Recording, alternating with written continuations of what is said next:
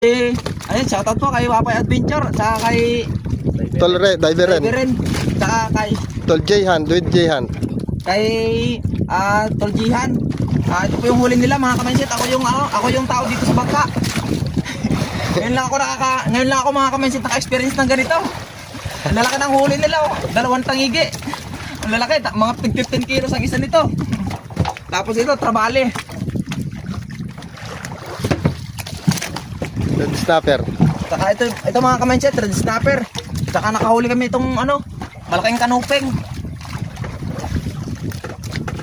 Ay mga kamansit, oh.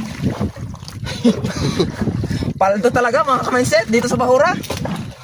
Ito mga kamansit, mano-mano lang ito lahat mga kamansit. Talagang kailangan mo lang talagang magtiyaga sa pagpigil ng hininga para makuha mo itong mga isdang to. Maraming salamat sa inyong suporta mga kamansit. God bless po. Okay. Alright, tol.